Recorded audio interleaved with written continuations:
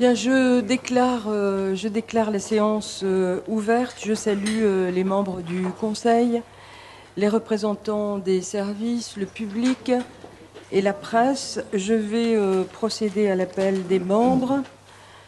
Donc, Monsieur Jean-Pierre Delrieux. Présent.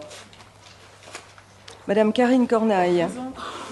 Monsieur Philippe Dunoyer est absent et donne procuration à Monsieur Patrick Sens. Madame Chantal Bouillet. Présent. Monsieur Daniel Leroux est absent et me donne procuration. Madame Diane Biduyer. Présent. Madame Françoise Suvet. Présent. Monsieur Dominique Simonet est absent et donne procuration à Monsieur Christophe Aubled. Bonsoir. Madame Anne-Christine Chimanti. Présent. Monsieur Marc Zézel est absent et donne procuration à Madame Françoise Suvet. Madame Van Rijswijk. Présent. Monsieur Nicolas Vignol. Présent. Madame Marie-Noëlle Lopez. Monsieur Tristan Deric. Présent. Madame Liliane Kondoumi. Madame Janine Bajon est absente et donne procuration à Madame Liliane Kondoumi. Madame Lorraine Cassagne est absente et donne procuration à Madame Christine Bellet. Monsieur Patrick Sens. Monsieur Marc Mancel. Monsieur Henri Willemont. Madame Christine Bellet. Monsieur Kali Moussou est absent et donne procuration à Monsieur Vignol. Monsieur Christophe Chevillon est absent et donne procuration à Madame Karine Cornaille. Madame Martine Lagneau est absente et donne procuration à Madame Marie-Noëlle Lopez. Monsieur Christophe Aubled est bien présent. Madame Sam Kaji. Madame Valérie Larocque. Monsieur Per Ferbank est absent et donne procuration à Monsieur Marc Deschamps. Monsieur Marc Deschamps. Monsieur Christophe Delessert. Madame Karine Destour. Madame Touy O'Connor. Monsieur Alexandre Machefoul. Madame Germaine Newedou est absente. Madame Charlène Sohérip est absente et donne procuration à Mathieu Wenema. Madame Annie Kaizé. Monsieur André Wameau. Monsieur Jean-Claude Briot.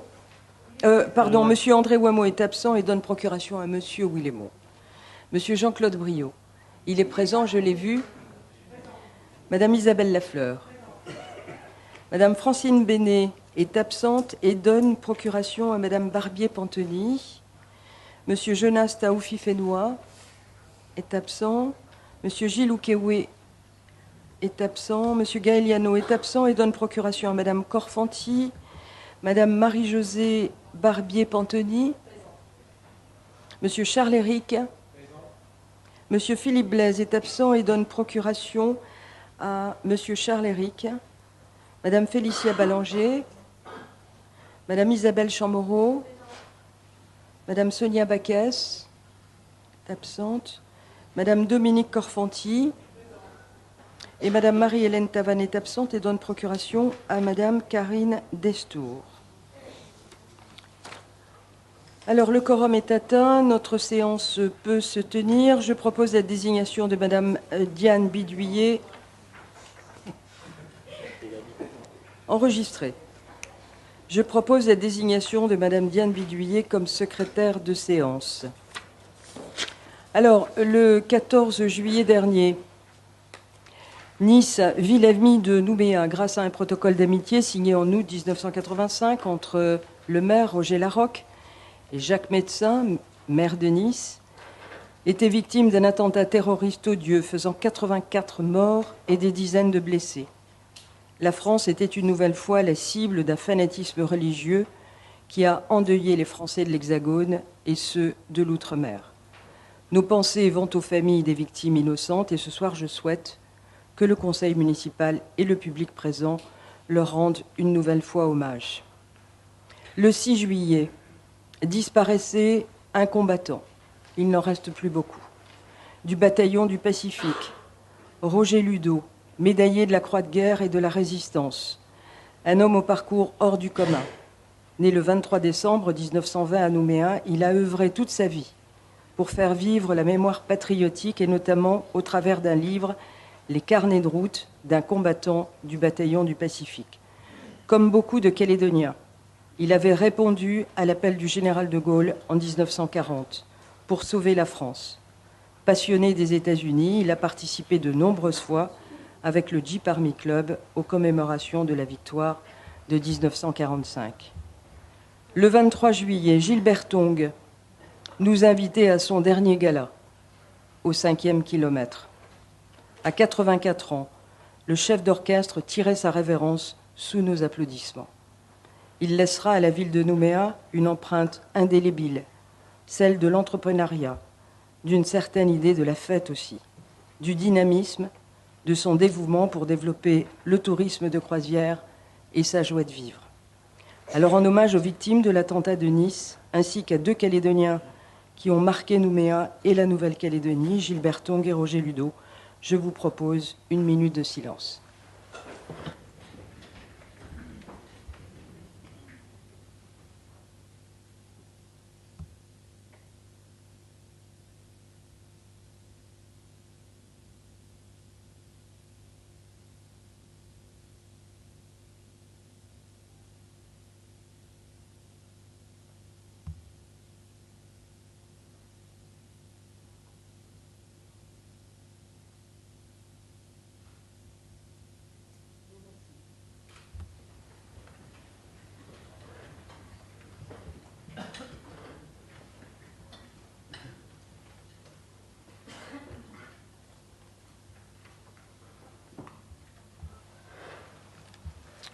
Alors nous allons passer à l'ordre du jour de ce conseil municipal et je vous propose de prendre en premier point de cet ordre du jour la commission conjointe de... Oui, Madame Pantoni. Oui, excusez-moi, Madame le maire. On s'interroge sur la présence de nombreuses caméras. On avait déjà remarqué au dernier conseil municipal. Ce soir, oui. Je crois qu'il y en a une supplémentaire. On pourrait avoir la raison de la présence, je ne sais pas, c'est quelle télévision Alors, il ne s'agit pas de télévision, il s'agit de prendre les temps forts du conseil municipal et à l'instar de ce que fait le Congrès, d'autres collectivités, l'Assemblée nationale aussi, de filmer les débats et de mettre les séances sur le site internet de la ville de Nouméa. Voilà, ça fait partie de la démocratie. Chacun peut aller sur le site de la ville pour regarder. Il n'y a pas toujours le public présent et donc voilà, ça fait partie de ce que peuvent faire un certain nombre de collectivités aujourd'hui.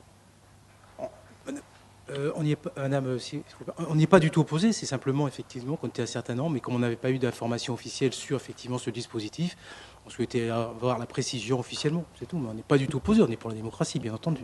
Je ne l'avais pas compris comme ça, Monsieur Charles-Éric, donc on va essayer d'éviter de se gratter le nez, etc., maintenant qu'on sait tout.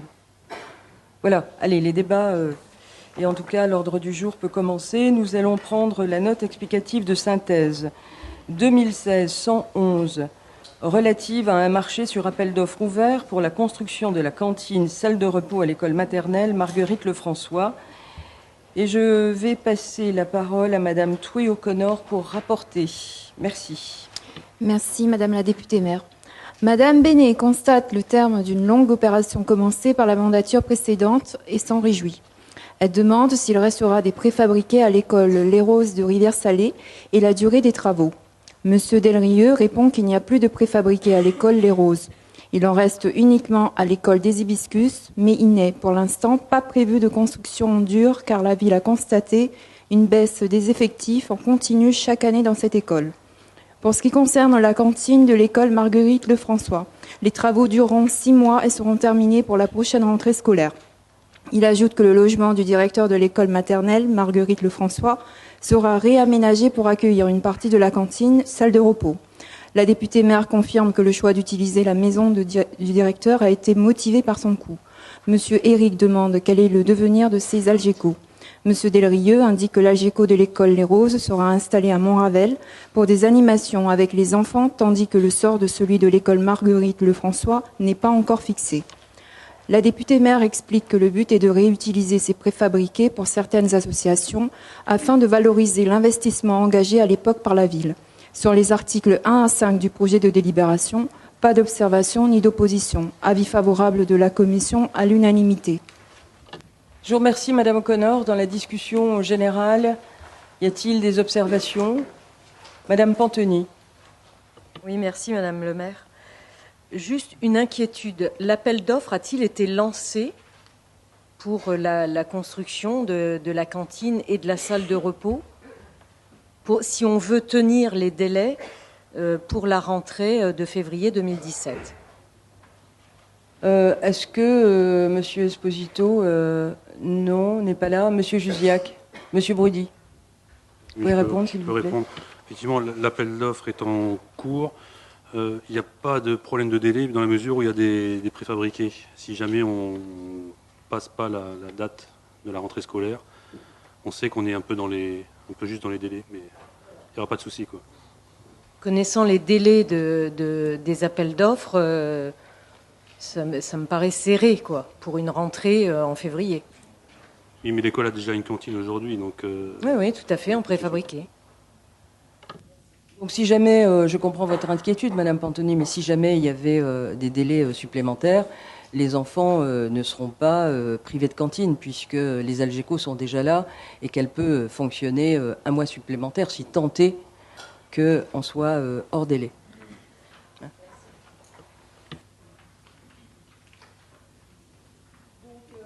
Y a-t-il d'autres observations dans la discussion générale? Pas d'autres observations? Pas d'opposition non plus. La délibération est adoptée. Nous allons maintenant passer à la commission de l'action éducative de la vie des quartiers qui s'est réunie le 12 juillet. Et le dossier examiné par cette commission est la note explicative de synthèse 2016-112 relative à des marchés sur appel d'offres ouverts pour la fourniture de papeterie destinée aux écoles publiques de la ville pour l'année 2017. Madame O'Connor, vous poursuivez?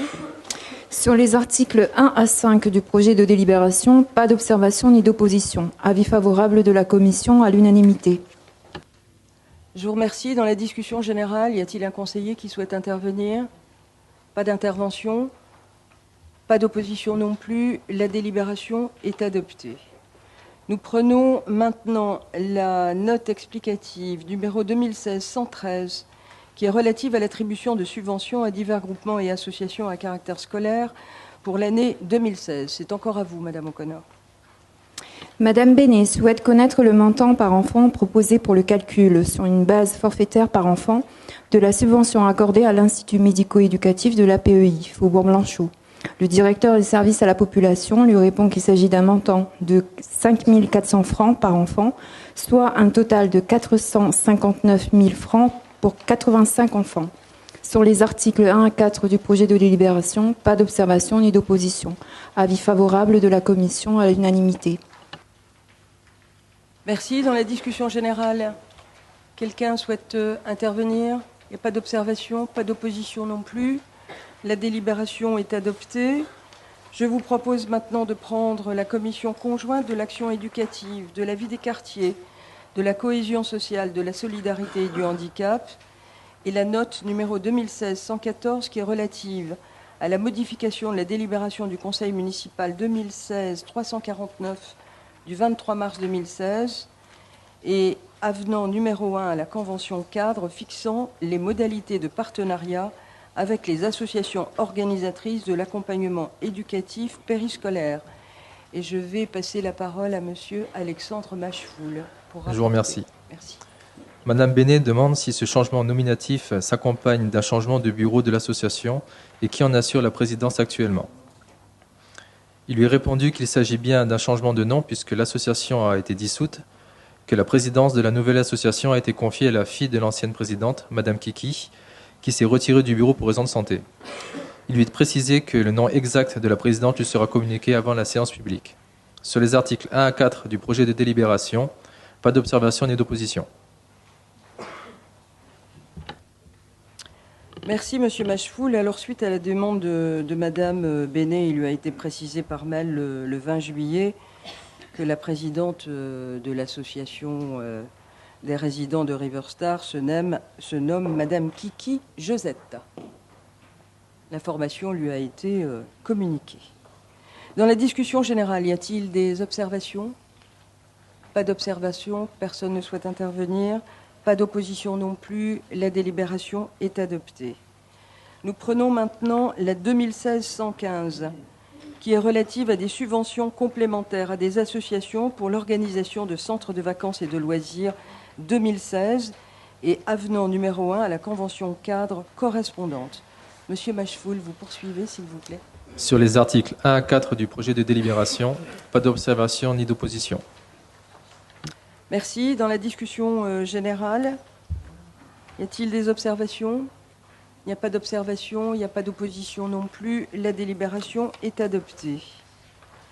Nous allons maintenant passer à la commission conjointe de l'action éducative, de la vie des quartiers, de l'administration générale, qui s'est tenue le 12 juillet. Et le premier dossier examiné par cette commission est la note explicative de synthèse numéro 2016-116, relative à l'abrogation de la délibération modifiée du Conseil municipal numéro 2004-712 du 27 mai 2004 et adoption du règlement intérieur des maisons municipales de quartier, des espaces assimilés ainsi que des espaces extérieurs et dépendances de la ville de Nouméa. Et je vais passer la parole à Monsieur Patrick Sens. Merci Madame la députée maire. Madame Bénet souhaite savoir si les activités proposées dans les maisons de quartier les samedis sont identiques à celles organisées en semaine. Il lui est répondu qu'un programme des ateliers et autres activités ludiques dispensées dans les maisons de quartier sera établi et diffusé en amont. En outre, les cyberbases pourront être accessibles au public en fonction de cette programmation et des intervenants en poste le samedi. En effet, 2 agents interviennent par rotation les samedis, leur ouvrant droit à récupération le lundi. Par ailleurs, il est précisé qu'une extension des horaires d'ouverture se justifie par un besoin de la population fréquentant les maisons de quartier, et plus particulièrement les salariés et les adolescents. Madame Bénet propose de compléter l'article 7 du règlement intérieur intitulé « Activités interdites » par l'interdiction d'introduire et de consommer de l'alcool dans l'enceinte des maisons de quartier et ses abords, dans un souci de cohérence avec l'interdiction d'accès aux personnes en état d'ébriété ou sous l'emprise d'une drogue précisée dans le même article. Madame Destour confirme que la mise en application de cette interdiction sera plus aisée si elle figure dans l'article 7. La députée maire répond favorablement à cet ajout. Sur les articles 1 à 4 du projet de délibération, le groupe Union pour la Calédonie dans la France réserve son avis pour la séance publique. Avis favorable de la commission à l'unanimité. Je vous remercie, Monsieur Sens. Dans la discussion générale, y a-t-il des observations? Monsieur Charles-Éric. Oui, je voulais intervenir sur... lorsqu'on nous dit qu'il y a une forte demande de la population et des associations, il y a eu une phase d'essai, je crois, de ce dispositif. Et est-ce que l'on est bien certain qu'il y a une forte demande de la population sur les horaires du samedi? Jusqu'à présent, c'était fermé jusqu'à présent. Hein. Oui, c'était fermé. Voilà. Donc on nous dit que ça peut répondre à une forte demande de la population. J'aimerais savoir ça se base sur quoi en fait? Alors, sur quoi vous vous basez, je vais laisser Jean-Pierre Delrieux et le directeur, Monsieur Crapati, vous répondre. D'abord, ça répond à une proposition de campagne. 2, il y a une forte demande. Les maisons de quartier, elles sont au service de la population. Et que, à ce titre, elles fermaient à 17h. Donc, étendre les horaires avec la volonté des animateurs, des gens qui sont dans les maisons de quartier, c'est que, d'une part, ça répond à un besoin, et puis je crois que les maisons de quartier, elles ne doivent pas fonctionner avec des fermetures à 5 heures.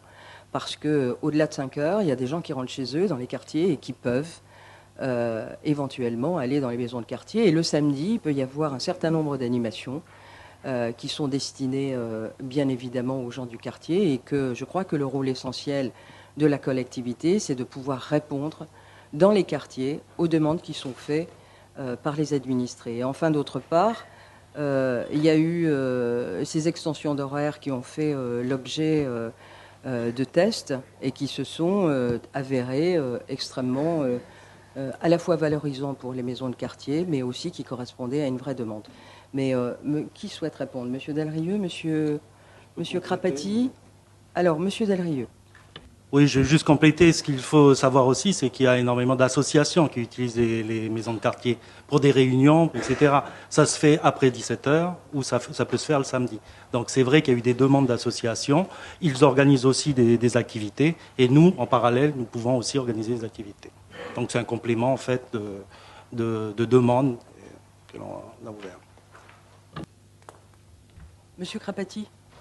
Oui, Madame la députée maire, donc effectivement, on a eu, dans le cadre de la réorganisation, une volonté d'étendre les horaires, aussi bien dans le cadre donc périscolaire que dans le cadre des samedis.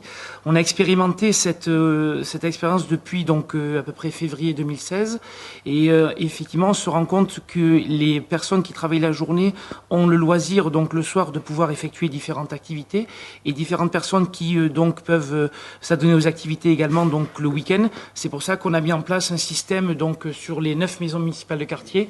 Vous avez de 5 à 2 agents qui sont donc soit présents sur différents postes, donc de responsables maison municipale de quartier, d'agents d'accueil, d'animateurs multimédia, d'animateurs socio-éducatifs, et qui répondent donc aux différentes attentes. Et le samedi, on a fait en sorte également qu'il y ait toujours donc 2 agents pour pouvoir répondre donc à la demande. Cette volonté d'extension du service public, c'est pour offrir une qualité de prestations et d'offres socio-éducatives en direction du plus grand nombre, dans l'intérêt général, et de vouloir satisfaire les Nouméennes et les Nouméens par rapport à ce qui est proposé.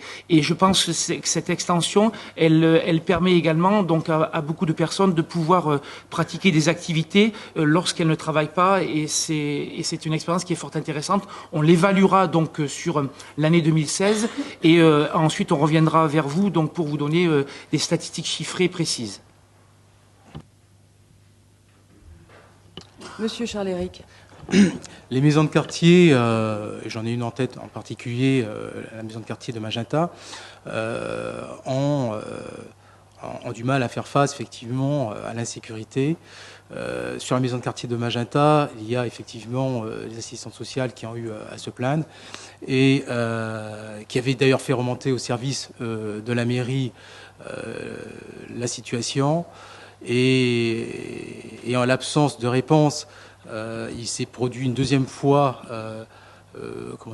des actes d'incivilité, enfin en tous les cas les mettant en insécurité. Et depuis, il y a eu, on n'assure plus les permanences. Je voudrais dire qu'on nous fasse un point. Mais plus largement, je cite la maison de quartier de Magenta, mais il y a d'autres maisons de quartier où il y a des problèmes d'insécurité. Est-ce que effectivement, qu'est-ce que vous imaginez pour pouvoir sécuriser au mieux les maisons de quartier, d'autant que maintenant elles vont ouvrir à des horaires plus tardifs, et notamment le samedi matin?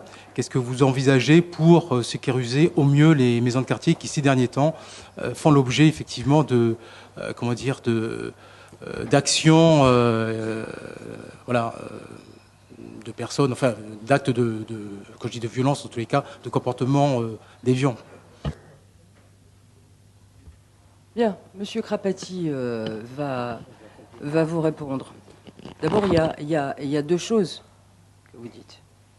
D'abord, vous vous interrogez sur la prolongation des horaires des maisons de quartier, et vous vous posez la question de savoir si c'est bien utile d'ouvrir le samedi et d'ouvrir plus tard.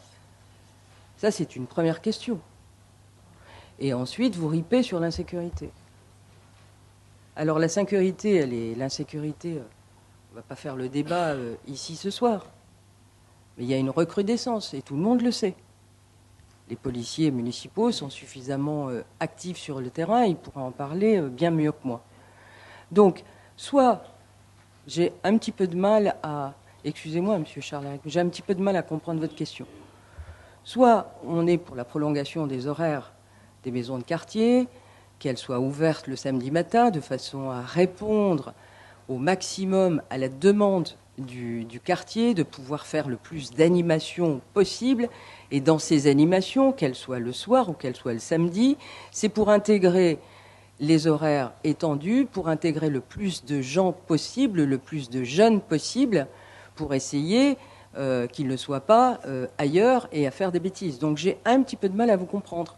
Mais en concernant la sécurité sur les maisons de quartier, nos policiers municipaux sont là, on fait installer des alarmes. Aujourd'hui, on est confronté, comme dans toutes les écoles d'ailleurs, dans toutes les écoles, à des dégradations, à des tags, à des écoles qui sont visitées, à des maisons de quartier qui sont visitées. La ville est extrêmement étendue. On fait avec les moyens qu'on a. Donc, les moyens qu'on a aujourd'hui, on a corsé le dispositif sur les écoles, c'est de mettre des alarmes partout, partout. On a des rondiers qui font en permanence leur travail, on a la police qui fait son travail, et donc on va vous donner une réponse, mais j'ai un petit peu de mal à saisir ce que vous voulez bien vouloir dire, parce que je sais que vous avez dit que vous donneriez votre réponse au conseil municipal. J'ai un petit peu de mal à comprendre où vous voulez en venir. Vous avez ripé sur la sécurité, donc j'ai un petit peu de mal là à vous saisir. Alors, je vais préciser si vous me le permettez. Allons-y. Voilà. Allons-y. Donc, il n'y a pas d'incohérence entre l'un et l'autre. Je vous pose une question sur la fréquentation, sur les horaires. Qu'est-ce qui motive? Vous me donnez une réponse. Je ne vous ai pas indiqué encore notre position sur ce dispositif des horaires, dont je ne suis pas convaincu effectivement qu'aujourd'hui tout a été fait pour prévoir qu'il y ait des activités et que cette maison ces maisons de quartier soient véritablement fréquentées. Mais la deuxième question sur la sécurité, si vous vous souvenez bien, je vous ai dit qu'en ouvrant plus tardivement, à partir du moment où vous décidez d'ouvrir plus tardivement, on sait bien que dans certaines tranches horaires, la sécurité est un peu plus importante. Vous ouvrez plus tardivement. La question de la sécurité est légitime. Si vous voulez effectivement mettre en œuvre de manière correcte votre dispositif d'extension des horaires, en soirée plus tardivement, et le samedi matin, alors qu'effectivement, ce sont des horaires, des horaires où justement favorables aux actes de délinquance ou en tous les cas de violence. Il faut effectivement se poser cette question de sécurité parce que, tout simplement, elle y est aujourd'hui. C'est la réalité. Ce que je vous ai indiqué sur la maison de quartier de Magenta, c'est la réalité. Alors après, effectivement, vous me répondez, vous ripez sur un discours général. Moi, je vous pose juste une question toute simple. Vous aurez les maisons de quartier plus tardivement. D'une part, je ne suis pas certain, pour être clair, que vous ayez prévu toutes les animations pour s'assurer que le public fréquente. Moi, je constate plutôt aujourd'hui une désertion des maisons de quartier. Vous aurez plus tard, donc, qu'est-ce que vous faites effectivement pour améliorer la sécurité dans ces créneaux qui sont un peu plus à risque? C'est tout, de manière à ce que le dispositif, vous donnez de tous les moyens pour que les agents assurent leur mission dans les meilleures conditions. C'est tout, il n'y a pas d'incohérence du tout.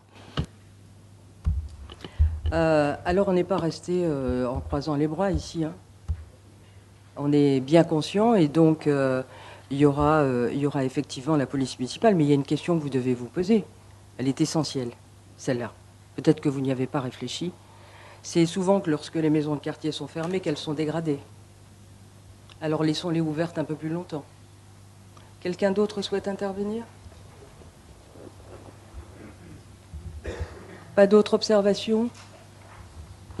Très bien. Pas d'opposition? Nous nous abstenons sur cette délibération. Abstention d'Union pour la Calédonie dans la France. Le reste du Conseil émet un avis favorable. Très bien. Nous allons maintenant prendre le deuxième point de cette commission, qui est la note explicative de synthèse 2016-117 relative à la définition des modalités d'organisation du concours photo interne objectif quartier libre. Et là, je vais passer la parole à Monsieur Sens. Merci. Sur les articles 1 à 4 du projet de délibération, pas d'observation ni d'opposition. Avis favorable de la commission à l'unanimité.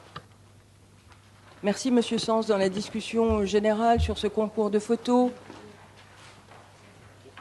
Non. Alors, je rappelle que ce concours de photos, il va s'adresser aux photographes amateurs.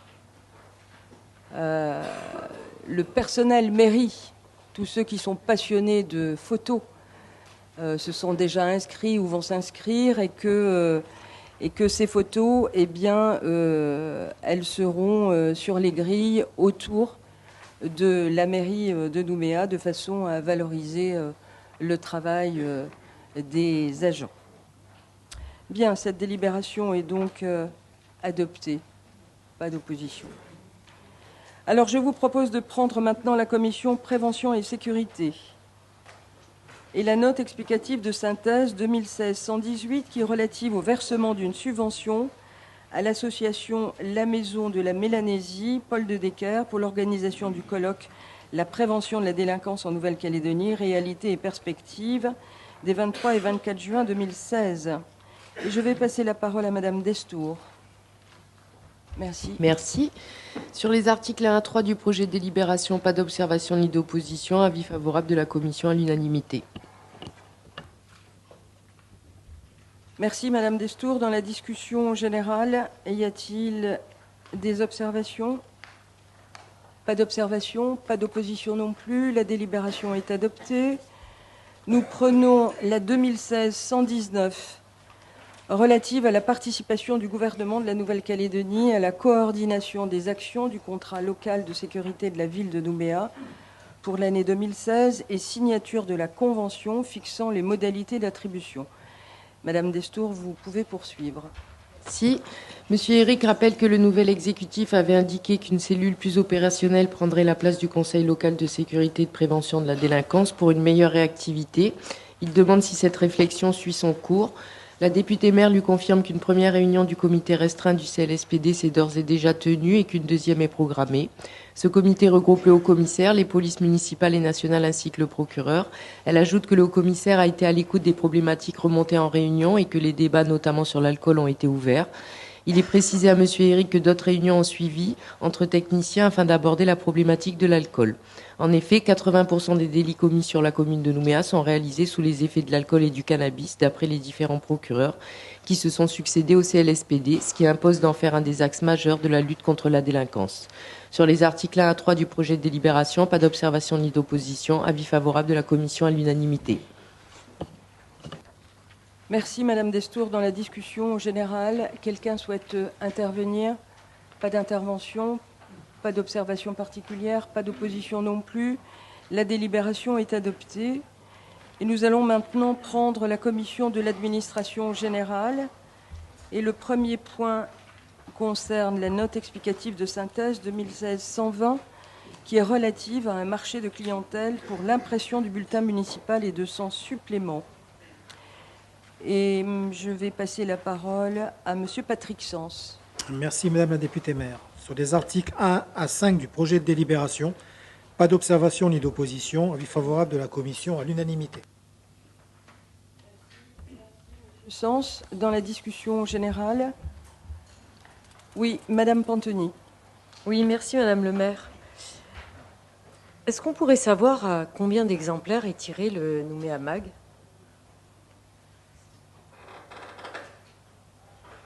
Le responsable de la communication qui est dans le public va nous donner le chiffre très fort. 49 000 exemplaires, 20 000 en boîte postale et le reste dans les boîtes aux lettres. Très bien, je vous remercie. Est-ce qu'on pourrait envisager de réduire ce nombre de tirages? Parce que, un exemple, je le reçois en 4 exemplaires. J'ai une boîte postale, j'ai une boîte aux lettres, je l'ai dans mon casier à la mairie et je l'ai à mon travail. Bien. Accusé, levez-vous. Donc le marché a été passé uniquement sur un ordre reconductible sur 3 ans, justement pour envisager une réduction des exemplaires. Trouver un mode de diffusion numérique avec des distributeurs éventuellement chez les commerçants et tout l'apanage qu'on peut trouver dans les autres mairies de France et qui ont déjà réfléchi à la réduction des exemplaires à la fois au niveau environnemental et aussi au niveau budgétaire. Très bien, je vous remercie. Parce qu'en fait, quand je vais à ma boîte postale, la poubelle de la poste déborde de Nouméa Mag. Donc les personnes prennent leur courrier, jettent le magazine. Vous savez, j'ai été pendant 13 ans conseillère municipale et quand j'allais à ma boîte postale, il y avait autant de Nouméa Mag qu'il peut y en avoir aujourd'hui. Donc on doit se poser une vraie question. Effectivement. Donc, monsieur le responsable de la communication, qui devra avoir un siège parmi nous, vous avez quelque chose à ajouter? La tribune me suffit. Donc, effectivement, ce qu'on appelle la presse gratuite ou non demandée. Et lorsque je travaillais à la province sud avant, effectivement, les mêmes exemplaires se retrouvaient dans la poubelle, dans les boîtes postales. Et effectivement, il faut trouver des solutions. Et tant pis si tout le monde ne l'a pas demain. Mais Donc vous voyez, Madame Pantoni, on est en train de réfléchir, on essaie de faire des économies dans cette mairie et ça en fait partie. Y a-t-il d'autres observations sur cette délibération? Pas d'autres observations? Pas d'opposition? Elle est adoptée. Nous prenons maintenant la note explicative de synthèse 2016-121 relative à la réorganisation des directions et services de la ville de Nouméa. Et nous allons commencer avec le pôle vie locale. C'est Monsieur Sens qui a la parole. Merci. Le secrétaire général adjoint rappelle que le pôle vie locale a été créé par la délibération du 21 avril 2015, qui avait créé 4 pôles et qu'il est composé de 3 directions. Il ajoute que l'objectif principal de cette réorganisation est le regroupement des services de la mairie de Nouméa par pôle afin de répondre à une logique cœur de métier. Cette expression avait été reprise par la Chambre territoriale des comptes dans son dernier rapport qui constatait un éparpillement des missions et une réalisation d'opérations par des services dont ce n'était pas la vocation initiale. Le but était donc d'attribuer les bons métiers aux bonnes directions. Il s'agissait donc que chaque service se recentre sur sa mission première pour donner de la cohérence, de la transparence et de la lisibilité dans le schéma organisationnel proposé. Il indique que les missions premières de la direction de la politique de la ville sont la prévention, l'insertion, l'animation, la proximité, la démocratie participative et le plan d'action jeunesse. Celles de la direction de la vie citoyenne, éducative et sportive sont le renforcement de la qualité des services rendus à l'usager, le développement de la polyvalence, le développement des actions à caractère éducatif avec les autres partenaires institutionnels et le transfert des activités périscolaires à la caisse des écoles dont c'est la mission. Les missions de la direction de la culture, du patrimoine et du rayonnement sont de dédier Nouméa à la culture, animer et faire rayonner la ville, assurer le croisement de toutes les cultures dans tous les lieux publics pour tous les Nouméens. Il ajoute que ces propositions visent à améliorer la transversalité afin de raisonner en métier au sein d'une collectivité et non plus en silo, et ainsi de permettre la polyvalence. Il souligne que cette réorganisation a été effectuée à effectif constant avec un impact budgétaire contenu. Pour sa conduite, le pôle s'est appuyé sur le cabinet Adquation, qui l'a accompagné et a organisé des groupes de travail avec l'ensemble des agents. Ainsi, pour définir ce projet de réorganisation, une quinzaine de groupes ont été formés avec l'ensemble des métiers et toutes les strates hiérarchiques. Il conclut que ce projet a également été soumis à des comités de pilotage avec les organisations syndicales en novembre, décembre et mars 2016. M. Eric demande une précision concernant les cantinières qui vont être recrutées par la Caisse des écoles. Il aimerait savoir si cela concerne également les aides cantinières. Le secrétaire général adjoint indique que le dispositif de recrutement pour les aides cantinières est déjà lancé depuis 2012 afin de répondre aux observations figurant dans le rapport de la Chambre territoriale des comptes. M. Eric demande si les options qui avaient été retenues suite au conflit avec les cantinières et les aides cantinières en 2012 concernant leur statut sont prises en compte aujourd'hui. Le secrétaire général adjoint confirme que le transfert s'effectue dans cette logique. L'objectif en faisant recruter par la Caisse des écoles et les aides cantinières et les cantinières est de permettre aux surveillantes de cantine de pouvoir postuler sur des postes d'aide cantinière et les aides cantinières sur des postes de cantinière. Ce dispositif a été mis en place pour augmenter le nombre d'heures car ce sont des personnes qui interviennent sur le temps du repas et sur la garderie. Les assistantes maternelles qui auparavant faisaient de la garderie le matin n'en font plus et travaillent exclusivement auprès des équipes pédagogiques. J'attends que M. Briot ait terminé. Ce sont donc des surveillantes de cantine qui font des heures supplémentaires pour encadrer la surveillance du matin. Au fur et à mesure des départs à la retraite à la ville, la Caisse des écoles prend le relais pour recruter ses personnels. M. Eric aimerait savoir ce que les termes médiation culturelle recouvrent comme réalité. Le directeur de la culture, du patrimoine et des événements festifs explique que ce terme englobe l'ensemble des animations qui sont assurées dans les structures. Il s'agit donc des activités déployées aussi bien à la médiathèque de Rivière-Salée ou au centre d'art, comme des ateliers ou des visites guidées. M. Eric remarque que le nom direction de la politique de la ville ne correspond pas à la mission première de la direction qui est la proximité.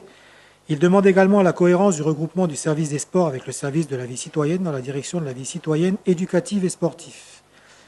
Le directeur des services à la population lui indique que le sport, par la transmission de ses valeurs telles que le respect, la fraternité ou le fair-play, permet d'accompagner les jeunes dans le processus de citoyenneté et de coller aux valeurs de la société. De plus, le sport est organisé autour du bénévolat pour une grande partie des encadrants, et être bénévole, c'est être citoyen, être tourné vers les autres. Enfin, le service de la vie éducative doit développer son action éducative envers les écoliers et en temps périscolaire. le service des sports développe ses actions éducatives et sportives en lien avec la citoyenneté. Monsieur Eric demande quel est l'impact budgétaire global de la réorganisation de ce pôle. Le secrétaire général adjoint indique que 2 directions sont en réduction budgétaire. Pour la direction de la politique de la ville, cette réduction est due au transfert des 2 postes de catégorie A qui étaient affectés au service ex-vie des quartiers au CCAS. L'impact budgétaire de cette réorganisation est estimé en année pleine à une économie de 7 690 000 francs. Pour la direction de la vie citoyenne et sportive, c'est un poste qui était gelé depuis plusieurs années au service municipal des sports, qui a été supprimé. L'impact budgétaire de cette réorganisation est estimé en année pleine à une économie de 3 200 000 francs. Pour la direction de la culture, du patrimoine et du rayonnement, les 5 170 000 francs supplémentaires sont fictifs, car la réorganisation positionne certains postes dans la filière patrimoine et bibliothèque. Cette filière de statut territorial dispose d'un régime indemnitaire spécifique. Or, à la ville, les agents qui occupent ces postes ne sont pas issus de cette filière et sont soit contractuels, soit recrutés dans la filière administration générale, car le gouvernement n'organise pas assez de concours malgré les demandes de la ville. La directrice des ressources humaines ajoute qu'une réorganisation ne se budgète pas en termes d'agents, mais en termes de postes. Le coût évalué implique que le personnel soit dans les bonnes filières. Au niveau du coût global, la réorganisation de ce pôle vie local représente une économie globale de 5 720 000 francs. Monsieur Eric demande si un concours sera bientôt organisé et si des recrutements pourront avoir lieu dans cette filière particulière. Le directeur de la culture, du patrimoine et des événements festifs explique que l'objectif de la réorganisation était de rester à moyens constants avec le personnel existant, donc de replacer le personnel qui travaille actuellement à la mairie. En marge, il y aura quelques vacances de poste dues à des fins de contrat à durée déterminée, et le renouvellement de la filière se fera au gré des départs à la retraite et des demandes de mobilité. Pour l'organisation des concours, la ville réaffirmera ses besoins à la DRH FPNC, comme elle le fait régulièrement en cas de vacances sur certains postes. Monsieur Eric rappelle que des objectifs sont fixés dans le cadre de cette réorganisation et il demande si un suivi avec des indicateurs qui permettraient de juger de son efficacité sera mis en place. Le secrétaire général adjoint admet qu'une réorganisation n'est jamais figée.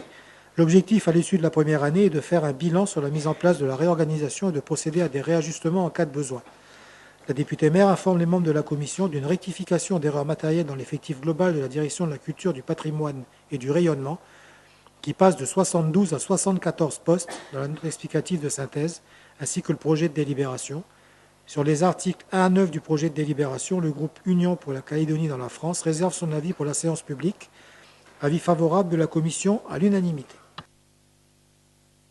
Bien, je vous remercie, Monsieur Sens. Alors, concernant la rectification au dernier paragraphe évoqué dans le compte-rendu de la Commission, dans l'effectif global de la Direction de la culture, du patrimoine et du rayonnement, il ne s'agit pas d'une erreur matérielle, mais d'une lecture des effectifs de la direction en équivalent temps plein. Par ailleurs, une correction est à effectuer dans la note explicative de synthèse, dans la délibération de la réorganisation du pôle vie locale, et dans l'organigramme du service municipal des sports, afin de modifier un poste de grille 2, entrée 1 en grille 2, entrée 2. Cette rectification répond aux exigences réglementaires qui imposent un certain niveau d'entrée en fonction du nombre de personnes à encadrer. Alors, dans la discussion générale, y a-t-il des observations? Monsieur Charles-Éric. Madame le maire, une réorganisation doit faire, me semble-t-il, on doit s'assurer de l'adhésion des différents partenaires sociaux. Or là, nous sommes interpellés ce soir, directement, les élus, le conseil municipal, par un syndicat. Je vous rappelle que vous avez la police des syndicats, vous avez la police dans cet hémicycle, mais comme c'est en lien direct, on ne peut pas passer sous silence, effectivement, cette manifestation silencieuse, mais non moins explicite. Et moi, je vous demande, qu'est-ce que cela signifie? Que faut-il en penser? Dans quelles conditions a été élaborée cette réorganisation, Madame la députée maire? Nous sommes en droit d'avoir une réponse. On va vous répondre, bien sûr que vous êtes en droit d'attendre des explications, on va vous répondre. Une banderole a été mise de la part de la Fédération des fonctionnaires, il me semble, avec un avis favorable du CTP. Vous savez qu'il existe un règlement intérieur et que je ne vois pas pourquoi je ferais sortir du public des syndicalistes avec une banderole. Je ne pourrai les faire sortir qu'à partir du moment où ces braves gens créeraient du désordre. Ça n'est pas le cas. Ils manifestent un certain nombre de choses à travers d'une banderole. Ils ont de la chance, il y a la télé. Voilà. Donc on va vous répondre et je vais laisser... Là, Oui, mais attendez, vous n'avez pas le droit de laisser penser à certains nombre de choses. Non, je n'ai pas dit qu'il fallait sortir. Vous n'avez pas non plus le droit de m'interrompre, monsieur. Je ne vous ai pas interrompu, monsieur Charles-Éric, donc laissez-moi aller jusqu'au bout, s'il vous plaît. Je vais... que ma réponse vous plaise ou ne vous plaise pas, on va vous donner des réponses. Donc je vais demander au secrétaire général et enfin au directeur de pouvoir vous répondre et vous amener tous les éléments nécessaires. Nous en avons déjà parlé longuement en commission, mais si vous avez besoin d'avoir des avis supplémentaires, on va vous les donner. Monsieur le secrétaire général, monsieur Corget. Oui, merci madame la députée maire.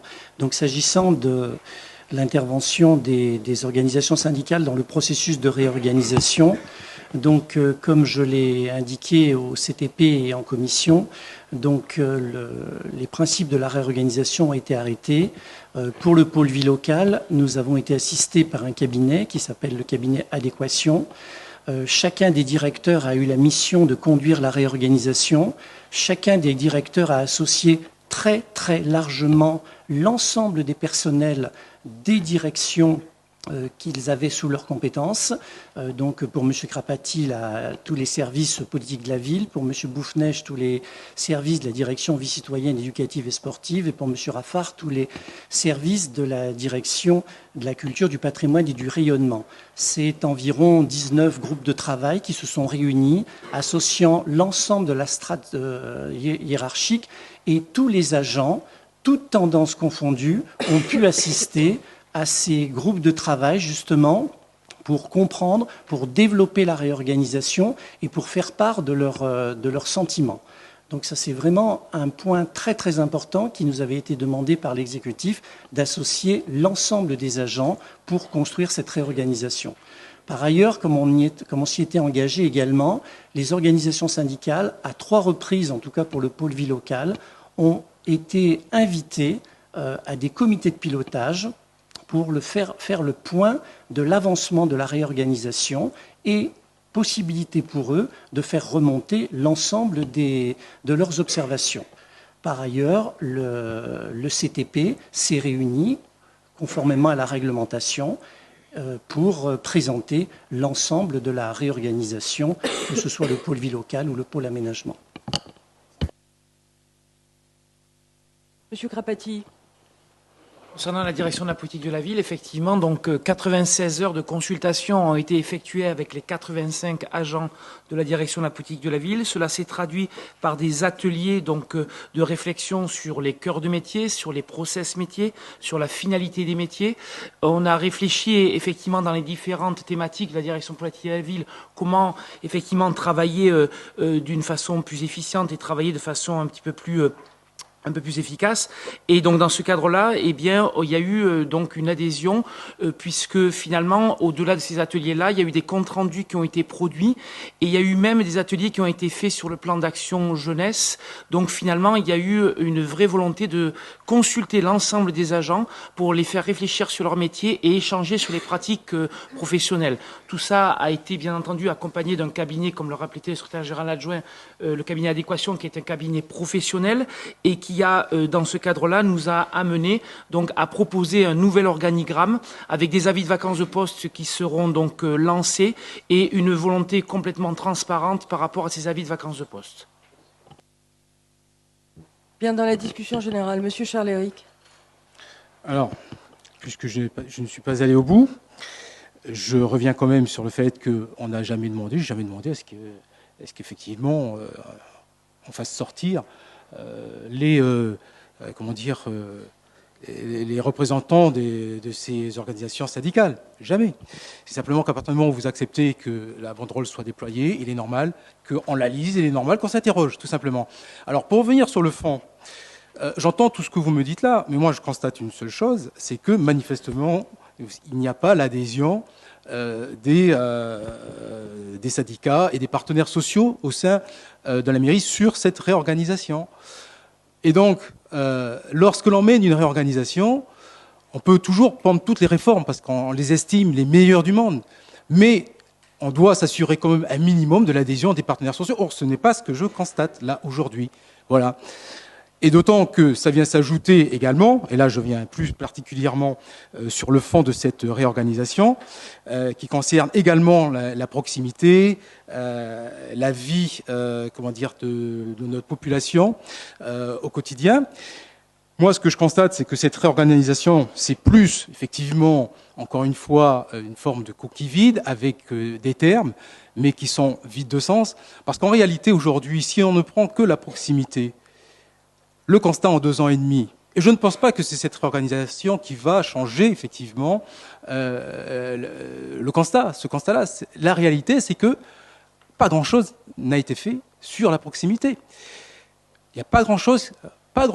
Alors, Madame la députée maire, aujourd'hui, à part les conseils de quartier que vous avez réformés pour vous réapproprier, à part les fêtes de quartier que vous regroupez mais qui existaient auparavant, à part le Proxibus dont on n'entend plus parler du tout, qui était censé aller dans tous les quartiers et... Non, mais dis donc, il a fait un détour par où? Par l'Australie, votre Proxibus? Parce que ça fait déjà maintenant un petit bout de temps qu'on entend parler et dont on ne voit pas venir. Donc, le Proxibus qui ne vient pas, des maisons de quartier qui sont incendiées, mais que vous ne reconstruisez pas, vous remplacez vous mettez à la place de la maison de quartier Artigues un bureau qui ne remplit certainement pas la mission d'une maison de quartier. Bref, on a du mal à comprendre la cohérence, avoir une lecture de votre politique en matière de proximité, Madame la députée maire. Et je ne pense pas que cette organisation est de nature à répondre à la fois aux attentes et aux exigences du moment. Et notamment, je citais la maison de quartier de Magenta, dans un secteur aussi sensible, il me semble que vous devriez vous y intéresser un petit peu plus. Voilà. Donc, je peux vous donner déjà notre position. Hein. Nous nous abstiendrons évidemment sur cette délibération. On avait compris, hein. C'est sûr. Hein. Alors, je ne peux pas vous laisser dire n'importe quoi. Mais je vois que les rancunes sont tenaces. Je pense qu'elles vont être tenaces jusqu'au bout. Mais j'en fais mon affaire. Parce que jusqu'en 2020, ça va être comme ça et ça ne va rien changer. Hein. Ça veut dire que rien n'a bougé dans la ville. On est figé. Il n'y a pas eu de piste cyclable, il n'y a pas de trottoir, il n'y a plus de proximité, enfin bref. On est comme ça, c'est-à-dire qu'on était au stade zéro quand vous avez quitté la mairie et puis il n'y a absolument rien qu'à changer. Alors oui, il y a des choses qui se passent et il y a des choses qui changent, mais c'est peut-être bien ça qui vous gêne finalement. Donc on va entendre cette litanie jusqu'au bout. Alors on en fait notre affaire, je ne demande personne de venir nous aider. Ça sera comme ça, qu'on le veuille ou non. Alors cette réorganisation... Vous en avez fait des réorganisations. Moi, j'ai passé 13 ans là, si vous étiez. Hein. Donc, on en a vu passer des réorganisations, Monsieur Charles-Éric, et on a toujours, au sein de ce Conseil, voté ces réorganisations parce qu'on a toujours pensé qu'elles étaient utiles. Alors, vous ne pouvez pas nous reprocher de ne pas essayer de réorganiser. Et en réorganisant, on essaie d'exercer parce que quand on est arrivé en mairie, on s'est aperçu que finalement, il fallait sans doute beaucoup plus de transversalité dans les services. On a des équipes ici qui sont extrêmement efficaces. Et on est allé chercher, au travers de cette réorganisation, encore plus d'efficacité. Et encore plus de transversalité parce que, entre les services. Et on a voulu rassembler les cœurs de métier. Et vous nous reprochez de faire ça. Nous, on ne vous a fait aucun reproche sur les réorganisations et vous en avez fait quelques-unes en 13 ans. Donc permettez qu'on puisse faire nos propres réorganisations avec nos services. Personne n'est lésé dans cette affaire. Et le but de la manœuvre, je vais vous la répéter, mais c'est ce que j'ai dit 100 fois aux agents. Et je vais le redire encore ce soir. Tout ce qu'on cherche dans une mandature, c'est mettre en place les propositions de campagne. Et pour mettre des propositions de campagne en place, ce n'est pas le maire tout seul qui fait. Et moi, je ne tirerai aucune gloriole à la fin de la mandature pour dire c'est Lagarde qui a fait ça. Et je l'ai toujours dit au service, ça veut dire que la réussite de cette mandature, elle est bien évidemment collective. Et sans les services et sans les agents, on ne peut rien faire. Alors soit on embarque tout le monde dans le bateau et on réussit tous ensemble à la fin, soit on est tout seul et on ne réussira pas. Et en tout cas, c'est comme ça que je fonctionne. Voilà, la chose est dite. Maintenant, faites ce que vous voulez. votre rôle le plus légitime, c'est de ne pas voter ou de vous abstenir. Non. Faites comme vous voulez. Vous nous faites un Charles faux Éric. procès, Je ne permettez-moi. vous en tiendrai pas rigueur. Vous nous faites, êtes dans attendez, vous nous faites un faux procès. Jouez votre rôle d'opposant. On joue notre rôle d'opposition. Et reconnaissez que nous ne sommes pas dans l'opposition systématique. Ce qui tend à démontrer tout le contraire de ce que vous êtes en train d'indiquer. On n'est pas en opposition systématique. Il suffit de prendre le nombre de délibérations et de regarder comment nous nous sommes positionnés. Sur la réorganisation, on ne critique pas le fait d'essayer. Moi, je critique le fait que je dis simplement qu'elle n'est pas pertinente et qu'elle se fait en plus sans l'adhésion des personnels qui, eux, seront chargés de mettre en place, qui seront les acteurs de la réorganisation.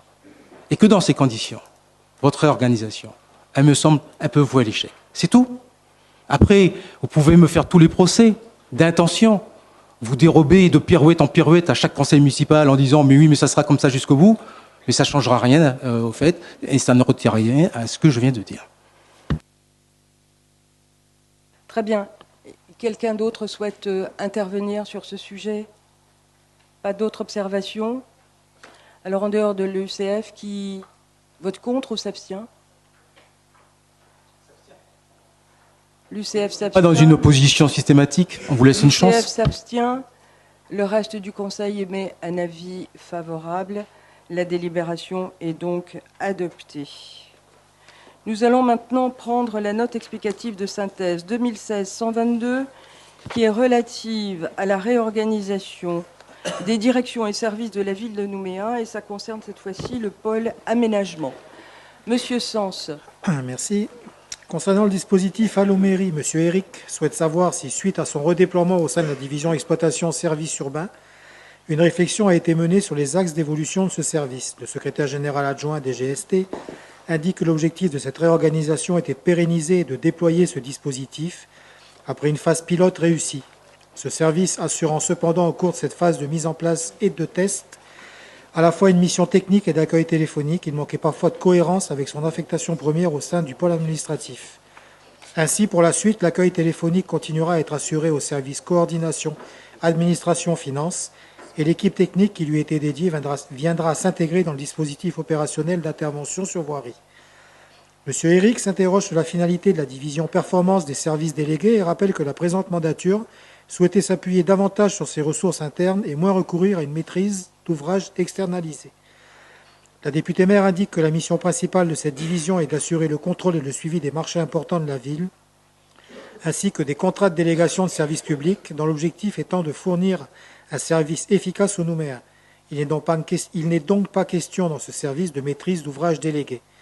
Le secrétaire général adjoint des GST ajoute que les compétences déléguées visées par ce service concernent essentiellement le domaine des déchets ménagers, sous forme de marché de prestation de services, de l'eau et l'assainissement, faisant l'objet d'un contrat d'affermage, et l'énergie, sous forme de contrat de concession, qui font l'objet de 3 types de contractualisation différents.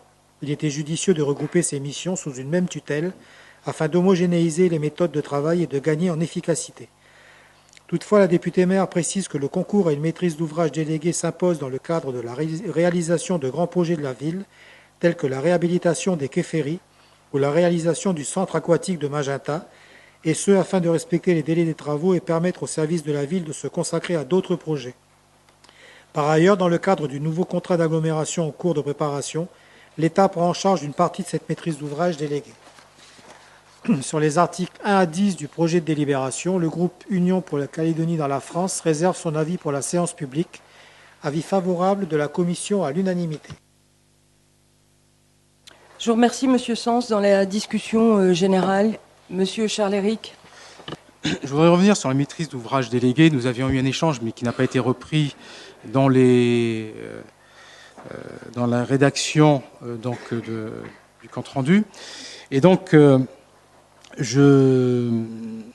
contrairement à ce que vous indiquiez en commission, je tiens à le dire clairement à l'ensemble des collègues, puisque manifestement, vous n'aviez pas réalisé que nous faisions déjà appel à la maîtrise déléguée et que vous aviez souhaité, en tout cas par l'intermédiaire de votre adjoint chargé de l'urbanisme, vous appuyez plus sur les services et moins avoir recours à ce que nous, on pratiquait déjà, la maîtrise d'ouvrage délégué. D'où d'ailleurs la suppression de la cellule des grands travaux, d'où d'ailleurs à l'intérieur de la SODEMO, la suppression, en tout cas l'extinction du bureau d'études. Donc, je réaffirme pour chacun, puisque manifestement, c'était pas connu de tous, que la maîtrise d'ouvrage délégué, nous, on y faisait déjà appel. Pourquoi à la SODEMO, bien sûr. Donc, non, ça n'a pas duré longtemps. Mais attendez, mais je crois que vous ne supportez pas l'opposition. Non, mais restez... Non, mais attendez, mais calmez-vous, monsieur. Non, mais je vais agiter la clochette. Calmez-vous. On se calme, on se calme. Calmez-vous. On a des fonctionnaires dans la salle. Ils ne sont pas forcément d'accord avec cette réorganisation. Ils l'ont manifesté de manière en se levant, en déroulant une banderole. C'est leur droit le plus strict. Je n'ai pas fait évacuer la salle et ils ont eu l'intelligence de le faire en silence. Donc, allez-y, monsieur Je vous remercie. Et puis, essayons de nous calmer quand même. Je parle calmement, me semble-t-il. Allez-y, sur la maîtrise d'ouvrage délégué. Allô. Voilà, donc je souhaitais bien le préciser, puisque le rapport ne reprend pas les propos et les échanges qui ont eu lieu dans l'intégralité lors de la commission. Voilà. Et ce n'est pas une nouveauté, voilà, de le recours à la maîtrise d'ouvrage délégué, mais nous y sommes bien entendu favorables. Sur la réorganisation, en revanche, je ne vois pas, et je pose la question, autant on avait dans notre réorganisation, dans l'organisation que l'on avait auparavant, un dispositif où apparaissait bien le recours à cette maîtrise d'ouvrage délégué, je l'indique, à travers la SODEMO, et en mairie, nous avions la cellule Grands Travaux qui permettait d'assurer le suivi, de se saisir de tous ces sujets-là. Autant au sein de cette réorganisation, je cherche comment vous allez faire face à vos engagements, notamment en termes d'investissement qui sont extrêmement hauts. Comment ferez-vous face avec cette réorganisation-là? Donc, je ne suis pas convaincu que cette réorganisation vous permettra, d'atteindre vos objectifs. Bien, après ces précisions extrêmement importantes données par monsieur Charles-Éric sur les maîtrises d'ouvrage déléguées, je comprends, monsieur Oblette, qu'on puisse... Ah ouais. Écoutez, ici, chacun peut s'exprimer, donc on ne va pas faire de surenchère, mais après ces précisions extrêmement importantes et son inquiétude sur la réorganisation, est-ce que quelqu'un d'autre souhaite intervenir? Pas d'autres observations? De l'opposition? Il n'y en a pas. Vous vous abstenez? Abstention, oui. Très bien.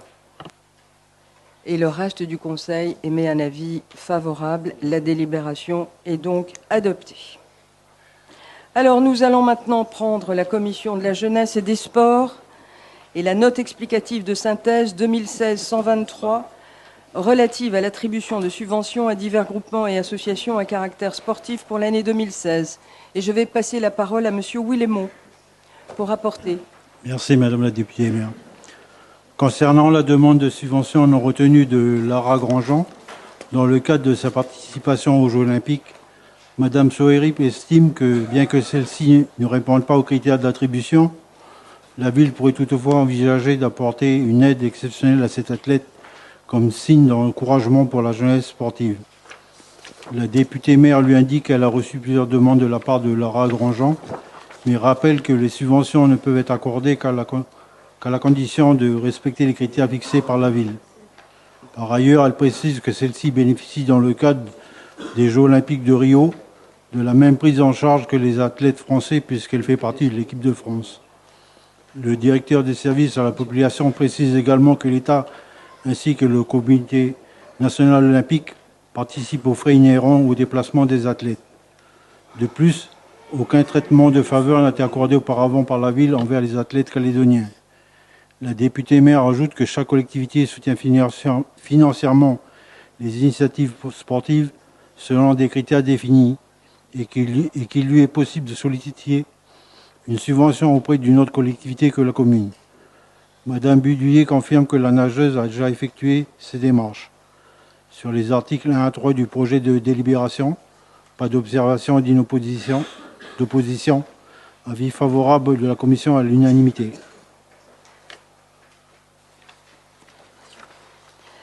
Je vous remercie, Monsieur Willemot. Dans la discussion générale, y a-t-il des observations?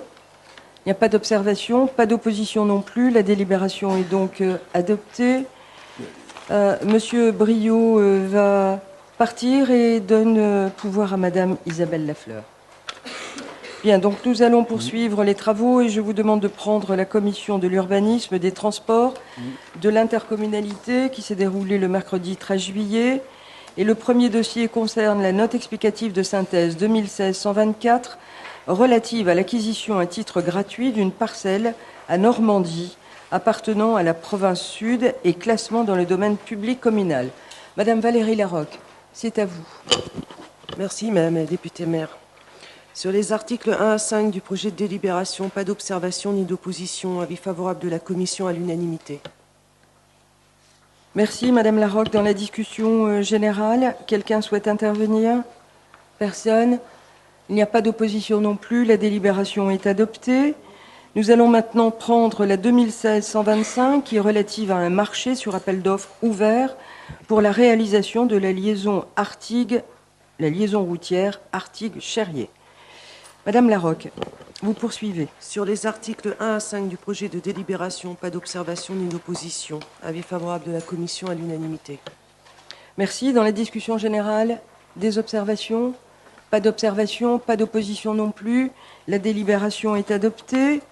Et nous prenons maintenant la 2016-126 qui est relative à la mise en modification du plan d'urbanisme directeur de la ville de Nouméa. Madame Larocque, c'est encore à vous.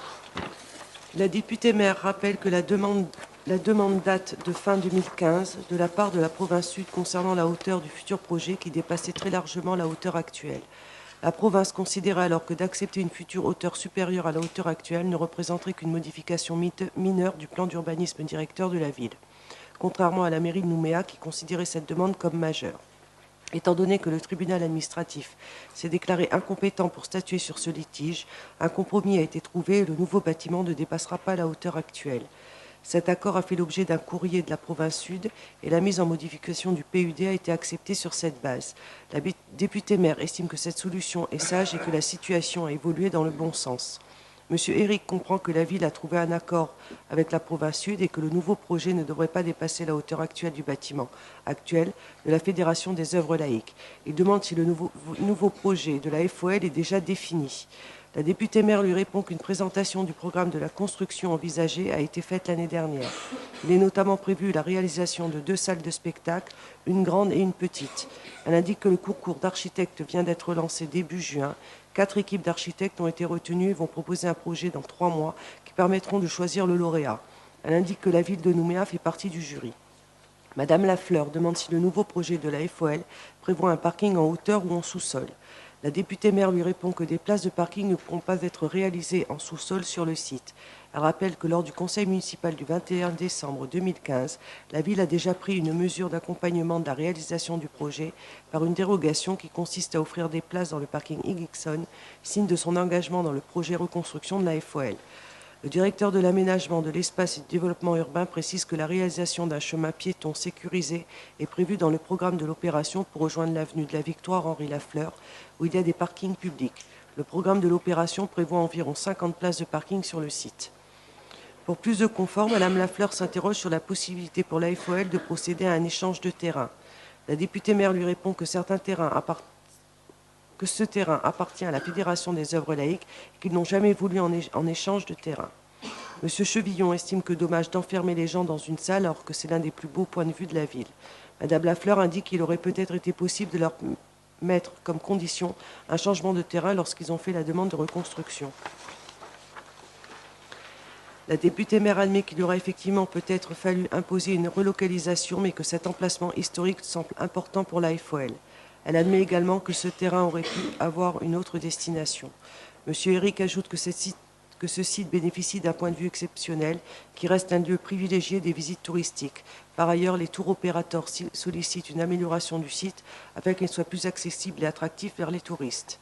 Le directeur de l'aménagement de l'espace et du développement urbain explique qu'il est effectivement prévu un grand forum sur le site avec de la restauration et un espace dédié pour recevoir des touristes et visiteurs de ce point de vue sur la ville. Il précise que le projet final va dépendre du choix qui sera fait à l'issue du concours d'architecture. La députée maire ajoute que la FOL doit désormais trouver le financement de ce projet. Elle dispose actuellement de 600 millions de la province pour un projet évalué à 1,2 milliard. Concernant la réalisation de traversées d'îlots précisées dans l'intitulé d'amélioration du cadre de vie du centre-ville, M. Eric demande s'il s'agit d'aménagements piétonniers ou de chaussées permettant un accès routier à des parkings. Il lui a répondu que cette disposition ne vise pas à créer des voies routières, mais qu'il s'agit bien de permettre la réalisation d'aménagements piétonnés et de créer des percées visuelles vers les mers pour les projets réalisés sur des îlots entiers du centre-ville. Sur les articles 1 à 3 du projet de délibération, le groupe Union pour la Calédonie dans la France réserve son avis pour la séance publique. Avis favorable de la Commission à l'unanimité. Merci, Madame Larocque. Dans la discussion générale, quelqu'un souhaite intervenir? Y a-t-il des observations? Pas d'observations. Y a-t-il des oppositions? Pas d'opposition non plus. La délibération est donc adoptée. Nous allons prendre maintenant la commission conjointe de l'urbanisme, des transports, de l'intercommunalité, de l'environnement et du développement durable et la note explicative de synthèse 2016-127 relative à une convention de financement avec le syndicat mixte des transports urbains du Grand Nouméa pour la réalisation des études et des travaux connexes sur le tracé du Néobus. Madame Larocque, c'est à vous. Monsieur Eric reconnaît que mutualiser les travaux est positif. Il souhaite connaître le planning des travaux du tracé du Néobus ainsi que les secteurs concernés. Le directeur du génie urbain et des infrastructures lui répond que les travaux seront réalisés sur une période de 3 à 4 ans, une partie ayant déjà débuté cette année à Rivière-Salée. Les travaux de la rue Inguer puis du centre-ville sont programmés à partir de 2017. Les investissements à prévoir seront inscrits au budget des années 2016 à 2019. La députée maire précise qu'une grande partie des travaux sur la commune de Dabéa est achevée. Concernant les travaux sur le centre-ville, la ville réalisera la pose d'un important ouvrage pour canaliser les eaux pluviales au centre de la rue de l'Alma, André Balland, en mi-2017. Ces travaux vont entraîner des perturbations au niveau de la circulation, puisqu'une portion de la rue de l'Alma, André Balland, entre celle du Général Mangin et Austerlitz, sera fermée totalement pendant une durée de 1 mois. Toutefois, afin de minimiser la gêne aux usagers en dehors de cette fermeture aux véhicules, les travaux seront en partie réalisés de nuit. Une réunion a d'ailleurs eu lieu afin de communiquer auprès des commerçants du centre-ville sur le futur tracé du Néobus et des travaux inhérents à ce projet pouvant les impacter. M. Eric rappelle que le centre-ville a déjà souffert de travaux par le passé et la gêne prolongée occasionnée avait obligé l'ancien exécutif à mettre fin aux travaux de manière anticipée. Il demande si le projet du carré Alma, qui a été mis en suspens, est toujours d'actualité. La députée maire lui répond que la ville a contacté les propriétaires afin qu'ils puissent proposer une alternative au projet initial qui a malheureusement été abandonné. À ce jour, M. Balland souhaite proposer un projet privé intégrant au-dessus de la partie commerciale des logements plutôt que des bureaux. La députée maire indique avoir permis le rapprochement avec le Fonds social de l'habitat qui semble très intéressé. Ce projet est au stade de la discussion. Sur les articles A4 du projet de délibération, pas d'observation ni d'opposition. Avis favorable de la Commission à l'unanimité. Merci, Madame Larocque. Dans la discussion générale, quelqu'un souhaite... Monsieur Charles-Éric ? Juste dans la rédaction, une fois de plus, je n'ai pas... C'est pas du tout ce que j'ai indiqué. J'ai pas... Mon propos n'était pas de dire que nous avions suspendu par rapport à la gêne et autres, c'était pas du tout ça. Ce que j'ai indiqué, c'est que nous avions eu, nous, à gérer la même situation. Et que par rapport au carré Alma, nous avions suspendu effectivement la réalisation des travaux que nous avions prévus pour mieux coordonner notre action. Mais en aucun cas, j'ai indiqué que nous avions suspendu parce que ça créait trop de gêne aux commerçants. Pas du tout. C'est pas exactement la même chose. C'est véritablement c'était de mieux coordonner les travaux avec le projet Alma. C'est tout. On en prend acte.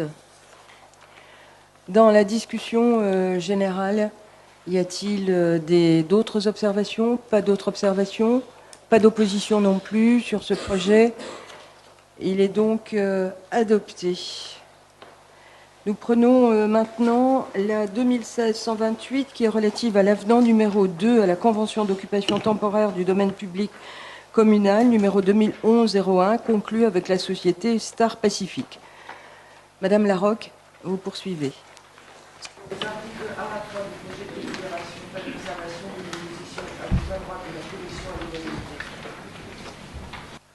Merci. Dans la discussion générale, quelqu'un souhaite intervenir? Personne? Pas d'opposition non plus. La délibération est adoptée. Nous allons maintenant prendre la commission du développement durable. Et le premier dossier examiné par cette commission concerne la note numéro 2016-129 qui est relative au versement d'une subvention à la Chambre de commerce et d'industrie de Nouvelle-Calédonie pour la réalisation d'outils de communication et de sensibilisation pour un commerce éco-responsable et signature de la convention correspondante. Et nous allons, je vais proposer à Madame Suvet de rapporter. Merci. Sur les articles 1 à 5 du projet de délibération, pas d'observation ni d'opposition. Avis favorable de la commission à l'unanimité. Merci Madame Suvet. Dans la discussion générale, quelqu'un souhaite intervenir? Non? Tous éco-responsables? Très bien. Le conseil municipal émet un avis favorable. Très bien, nous prenons maintenant la note explicative de synthèse 2016-130 qui est relative à une convention relative à la participation financière de la province sud au titre de la mise en place de la collecte sélective du verre en points d'apport volontaire, les PAV, sur le territoire de la commune de Nouméa. Madame Suvet, c'est à vous. Monsieur Eric demande si les points de collecte de verre seront localisés au même endroit que les autres points d'apport volontaire. Le directeur du génie urbain et des infrastructures confirme qu'une colonne supplémentaire est ajoutée à celle des canettes et des journaux. Madame Lafleur demande comment le verre est retraité sur le territoire. La députée maire indique que le verre est retraité sur la zone de Ducos par la société Recivert qui le transforme en granulés réutilisables. Monsieur Chevillon précise qu'il ne s'agit pas de retraitement du verre, mais de recyclage. La machine utilisée par cette société ne nécessite pas de nettoyer le verre en amont et il est possible de laisser les étiquettes, le contenu des bouteilles et les différents goulots. Cette machine traite le verre et le transforme en billes de plusieurs granulométries. L'utilisation de ces granules se fait déjà sur des dos d'âne car elles sont intégrées au revêtement, ce qui leur donne un effet rétro-réfléchissant la nuit. Elles sont aussi utilisées en décoration de jardin ou encore en filtre de sable. Madame Lafleur demande comment il serait possible d'inciter les gens à conserver leur verre pour le recycler, car aujourd'hui, ce n'est pas encore entré dans les mœurs en Nouvelle-Calédonie. Elle ajoute qu'il serait peut-être bénéfique de mettre en place des poubelles de verre individuelles. La députée maire indique que le développement de cette filière est la raison pour laquelle le nouvel exécutif a fait de la colonne de verre une priorité à son arrivée en mairie. Elle ajoute que ces colonnes de récolte du verre commencent aujourd'hui à bien marcher, notamment grâce à la sensibilisation de la population en parallèle pour les quais d'apport volontaire. Cette prise de conscience amène à la réflexion du tri sélectif. Elle admet que Nouméa arrivera à ce tri, mais que la collecte du verre nécessite des poubelles et des camions spécifiques, donc des coûts importants. En effet, le ramassage du verre n'est pas prévu avec le titulaire du marché qui effectuera le ramassage l'année prochaine, mais il est toujours possible d'évoluer. Ainsi, le tri sélectif entraînera forcément un coût et l'installation de ces colonnes sont un premier pas. Elle précise que ces dernières sont déjà bien remplies. Madame Lafleur demande si ces colonnes sont également installées dans d'autres communes. Monsieur Chevillon explique qu'au Mont-d'Or, il n'y a pas de point d'apport volontaire, mais directement des bacs individuels chez les particuliers. Le directeur du génie urbain et des infrastructures précise que la collecte du verre sur Nouméa est déjà de 23 tonnes par mois dans les points d'apport volontaires, alors que l'opération a débuté au début de l'année. Concernant les quais d'apport volontaire, la ville aura les chiffres du SIGN à la fin du mois de juillet. Sur les articles 1 à 3 du projet de délibération, pas d'observation ni d'opposition. Merci Madame Suvet. Dans la discussion générale, y a-t-il des observations? Il n'y a pas d'observation, il n'y a pas d'opposition non plus. La délibération est donc adoptée. Nous prenons maintenant le troisième dossier examiné par cette commission, la 2016-131, qui est relative à des marchés de clientèle pour l'entretien et la rénovation du mobilier urbain de la ville de Nouméa. Madame Suvet. Sur les articles 1 à 5 du projet de délibération, il n'y a pas d'observation ni d'opposition. Avis favorable de la commission à l'unanimité. Merci. Dans la discussion générale, des observations, quelqu'un souhaite intervenir? Personne. Pas d'opposition non plus. La délibération est adoptée. Et nous allons maintenant prendre le 4e point de cette commission, qui est la 2016-132, qui est relative à la réalisation des marchés relatifs à l'entretien des jardins des écoles et des édifices communaux, lots 1 et 2, et à l'entretien des espaces verts aménagés de la commune de Nouméa, lot 9. Madame Suvet. Monsieur Eric demande si la procédure de résiliation se fait par lettre simple, sans autre obligation pour celui qui résilie un marché. La députée maire explique que l'entreprise a été complètement défaillante depuis le début de l'année, malgré des contacts récurrents de la part des services et d'elle-même avec le directeur. La mairie s'est donc vue obligée de lui infliger des pénalités extrêmement lourdes de 16 700 000 francs. Le directeur de l'entreprise a fini par reconnaître que son personnel n'était pas suffisamment formé et qu'il souhaitait se désengager de ces marchés car il ne pouvait pas les assurer. C'est donc sur la demande du directeur que ce marché est résilié en toute légalité. Monsieur Eric s'est interrogé sur la procédure, car lorsqu'on s'engage sur un marché, on doit le respecter. Il est satisfait que la ville ait pris les dispositions nécessaires en termes de pénalités, mais il imagine que ces dernières vont être difficilement recouvrables. La députée maire entend bien recouvrer ces pénalités, car il lui semble normal que cette entreprise qui a soumissionné respecte ses engagements. Par ailleurs, la ville a confié de plus petits marchés à cette entreprise sur lesquels elle donne toute satisfaction. Monsieur Chevillon demande à quelle vitesse la ville peut réagir dans ces situations. La députée maire explique que les services se sont rapidement organisés en se tournant vers d'autres organismes, notamment comme Active. Madame Lafleur reconnaît les problèmes de dimensionnement des entreprises d'entretien d'espaces verts en Nouvelle-Calédonie et demande si ces marchés peuvent être attribués à plusieurs entreprises. La députée maire indique que les marchés sont divisés en lots. Elle explique que les entreprises soumissionnent souvent à plusieurs lots en même temps et sont confrontées à des problèmes de dimensionnement. Monsieur Mancel demande quelle est la durée restante du marché. Il lui est répondu que le marché avait été attribué initialement pour 3 ans ferme et qu'il va être relancé très prochainement en reconduction express. Le terme de ce marché sera harmonisé avec celui des autres marchés afin d'avoir une réflexion globale sur la gestion des marchés d'entretien d'espaces verts. Le directeur des finances indique qu'une modification de forme dans le projet de note explicative est de délibération. En effet, suite à une analyse juridique, il n'est pas obligatoire d'autoriser la députée maire à résilier le marché, car après leur adoption, les délibérations du conseil municipal sont exécutoires de plein droit et le maire, en tant que membre de l'exécutif, est chargé de leur mise en œuvre sans autre formalisme. Il convient donc de modifier la note explicative ainsi. Il est donc proposé au conseil municipal de résilier le marché. En outre, le début de l'article 1 est modifié comme tel, sont résiliés le marché, etc. Au lieu de la députée maire est habilitée à résilier le marché. Monsieur Déric souhaite rappeler que l'enjeu de l'entretien des espaces verts est fondamental en termes de santé publique, puisqu'une épidémie de dengue sévit malgré la saison fraîche et qu'elle s'amplifiera à partir du mois d'octobre. Madame Lafleur demande à monsieur Déric de faire un point sur le nouvel épandage contre la dengue mis en place par la mairie de Nouméa. Il lui explique qu'il s'agit d'un larvicide bio et non plus d'adulticide comme cela a été utilisé jusqu'à présent. Ce larvicide, le BTI, est utilisé depuis des décennies en agriculture. Pour l'instant, ce produit est en phase de test. Ces derniers ont été réalisés sur des espaces sans habitation et ils sont extrêmement concluants car aucune larve ne survit dans les 30 mètres de l'épandage. Il précise qu'actuellement, les adulticides utilisés ne tuent que 60% des moustiques adultes. L'objectif final, qui se fera en plusieurs phases, est de remplacer complètement ces adulticides. Le bémol à ce remplacement est le coût du larvicide, qui est bien plus élevé que celui des adulticides. En effet, ce produit coûte environ 5 fois plus cher que la deltamétrine actuellement utilisée.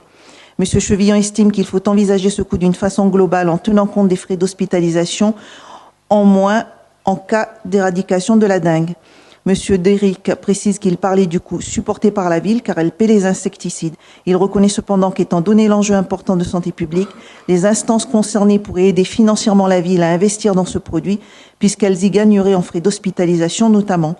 Monsieur Chevillon rappelle qu'il y avait des études en cours sur le blocage de la reproduction des moustiques et il demande si elles ont donné des résultats concluants étant donné qu'un des chercheurs a quitté le territoire.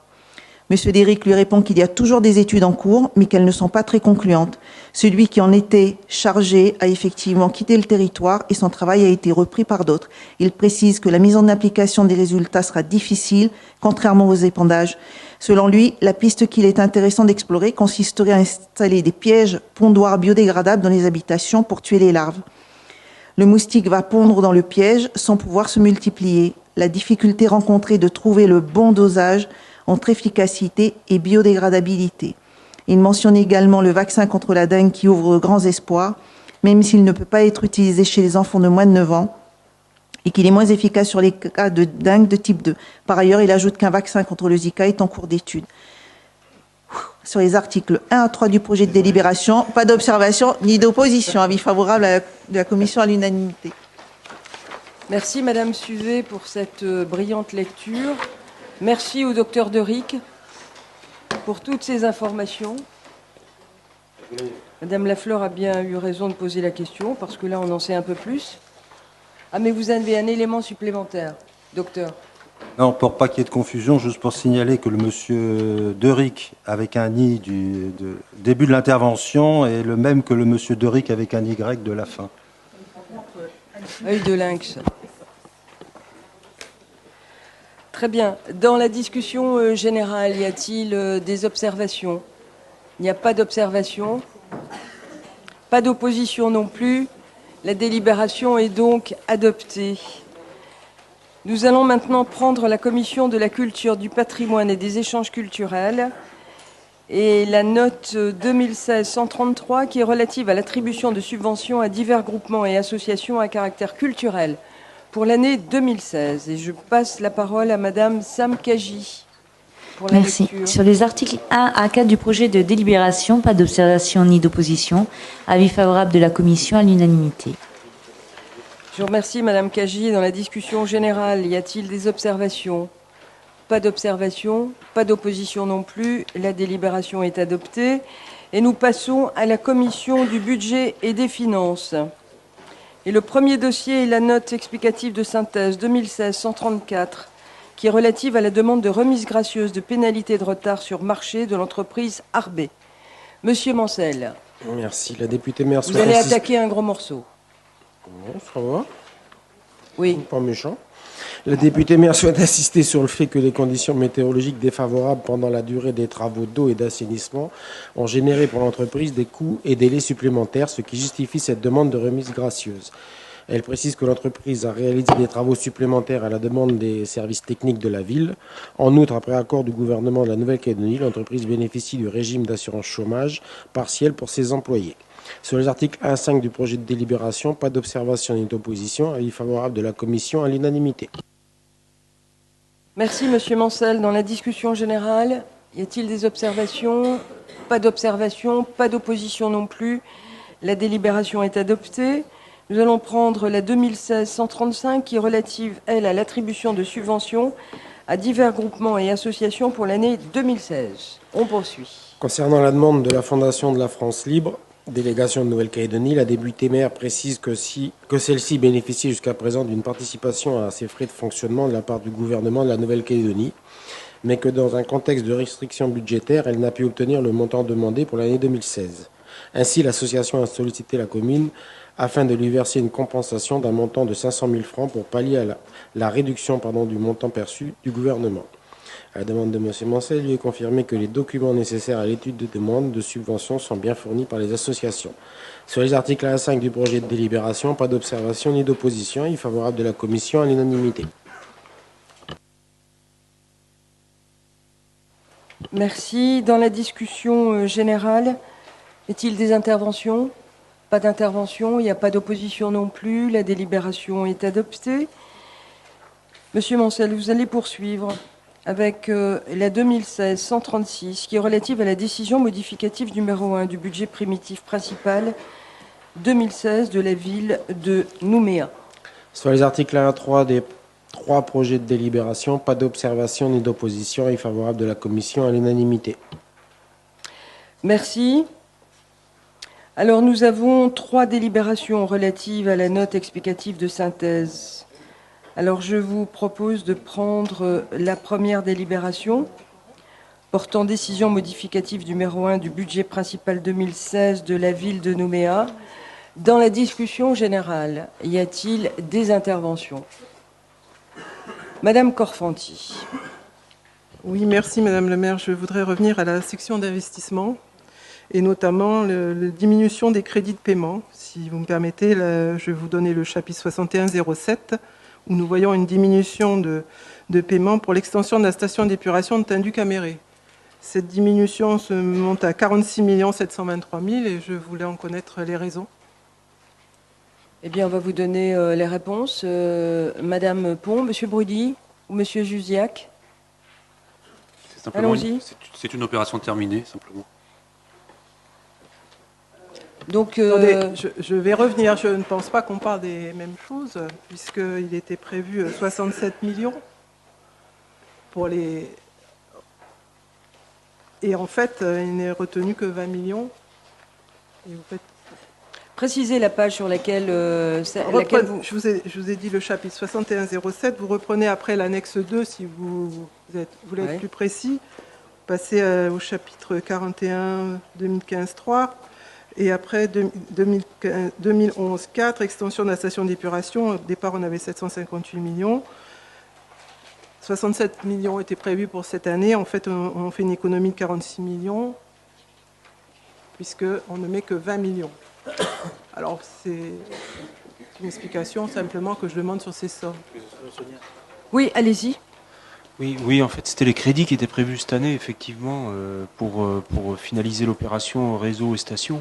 Mais l'opération s'est soldée complètement et avec une économie finale. Donc c'est un reliquat d'opération, en fait, qu'on sort des crédits de cette année pour ne pas encombrer le budget. On voit que l'année prochaine, vous avez remis encore une somme concernant cette extension. Oui, parce que l'année prochaine, ça va être sur la finalité réseau. Oui.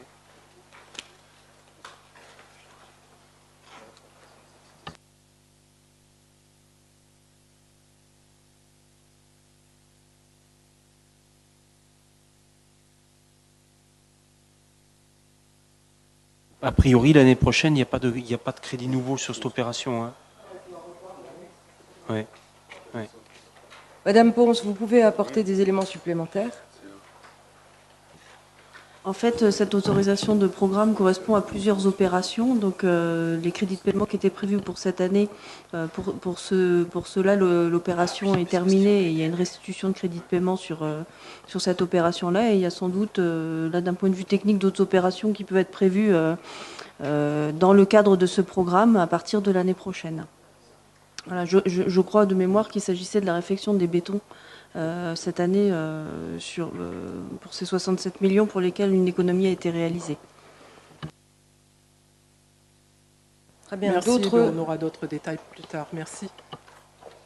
D'autres observations? D'autres questions? Pas d'autres observations? Pas d'opposition non plus. La délibération... Ah ben non, c'est la première délibération, excusez-moi. Madame le maire? Oui, monsieur Charles-Éric. Oui, non, nous nous abstenons sur cette, par cohérence, sur notre position au budget primitif, nous nous abstenons sur cette délibération. Très bien. Donc, nous sommes sur la première délibération, donc abstention de l'UCF. Le reste du conseil municipal émet un avis favorable. Donc, la première délibération est adoptée. Nous prenons maintenant la deuxième délibération portant modification des autorisations de programme en décision modificative numéro 1 du budget principal primitif 2016 de la ville de Nouméa. Dans la discussion générale, quelqu'un souhaite intervenir? Personne. Il n'y a pas d'observation, il n'y a pas d'opposition non plus. La délibération est donc adoptée. Je vous propose de prendre la troisième délibération qui porte modification de la délibération du conseil municipal de la ville de Nouméa 2016-339 du 23 mars 2016 et qui est relative au versement d'une participation exceptionnelle du budget principal primitif 2016 au budget annexe de la gestion des déchets ménagers de la ville de Nouméa. Ça c'est dit. Dans la discussion générale, y a-t-il des observations? Il n'y a pas d'observation, il n'y a pas d'opposition non plus. La délibération est adoptée. Alors nous prenons maintenant la 2016-137 qui est relative à la décision modificative numéro 1 du budget annexe 2016 de la gestion des déchets ménagers de la ville de Nouméa. Monsieur Mancel. Sur les articles 1 à 3 du projet de délibération, pas d'observation ni d'opposition, avis favorable de la commission à l'unanimité. Je vous remercie. Dans la discussion générale, quelqu'un souhaite intervenir? Personne. Il n'y a pas d'observation, il n'y a pas d'opposition. La délibération est adoptée. Nous prenons la 2016-138, qui est relative à la décision modificative numéro 1 du budget annexe 2016 de la distribution d'eau potable de la ville de Nouméa. Monsieur Mancel. Monsieur Dunoyer souhaite savoir s'il est possible de flécher une autorisation de programme globale pour le projet Néobus dans le budget principal. En effet, cette opération entraîne des dépenses exceptionnelles pour une durée de 2 à 3 ans, avec un impact potentiel sur les budgets annexes eau, assainissement. Cette inscription au budget principal de la ville permettrait une meilleure visibilité du projet tout au long de sa réalisation. La députée maire lui indique que les travaux de réseau d'eau et d'assainissement connexes au projet du SMTU ont été inscrits au budget primitif puisqu'il s'agissait pour la ville de les mutualiser avec ceux du Néobus. Le directeur des finances ajoute que la création d'une nouvelle AP relative au projet du Néobus pourrait réduire la visibilité sur le suivi de la programmation des travaux propres à la ville. La députée maire suggère de mener une réflexion sur ce sujet. Sur les articles 1 à 3 des deux projets de délibération, pas d'observation ni d'opposition. Avis favorable de la commission. Merci, Monsieur Mancel. Donc là, nous avons deux délibérations relatives à cette note explicative de synthèse. Je vous propose de prendre la première, portant décision modificative numéro 1 du budget annexe primitif relatif à la distribution d'eau potable de la ville de Nouméa pour l'exercice 2016. Dans la discussion générale, y a-t-il des observations? Pas d'observations, pas d'opposition non plus. La délibération est adoptée. Nous avons remarqué que l'UCF s'abstenait sur l'ensemble de ces délibérations. Non? D'accord. Très bien. J'avais cru comprendre. Donc je voulais que vous me le réaffirmiez. Donc la délibération est adoptée. Je vous propose de prendre la deuxième délibération portant modification des autorisations de programme en décision modificative numéro 1 du budget annexe primitif qui est relatif à la distribution d'eau potable 2016 de la ville de Nouméa. Dans la discussion générale, quelqu'un souhaite intervenir? Pas d'intervention, il n'y a pas d'opposition non plus, la délibération est donc adoptée. Et enfin, nous allons prendre le dernier point inscrit à l'ordre du jour de cette séance, qui est la 2016-139, relative à la décision modificative numéro 1 du budget annexe 2016, pour la gestion des réseaux d'assainissement et des stations d'épuration de la ville de Nouméa. Monsieur Mancel. Sur les articles 1 à 3 des deux projets de délibération, pas d'observation ni d'opposition. Avis favorable de la commission à l'unanimité. Je vous remercie. Donc, deux délibérations. La première qui porte décision modificative numéro 1 du budget annexe primitif des réseaux d'assainissement et des stations d'épuration de la ville de Nouméa pour l'exercice 2016. Dans la discussion générale, y a-t-il des observations? Il n'y en a pas. Des oppositions? Il n'y en a pas. La délibération, la première est adoptée. Nous prenons la deuxième délibération portant modification des autorisations de programme en décision modificative numéro 1 du budget annexe primitif des réseaux d'assainissement et des stations d'épuration 2016 de la ville de Nouméa. Dans la discussion générale, y a-t-il des interventions? Il n'y en a pas. Des oppositions? Il n'y en a pas non plus. La délibération est donc adoptée. Nous avons épuisé l'ordre du jour. La prochaine séance du Conseil aura lieu le mardi 30 août à 18h.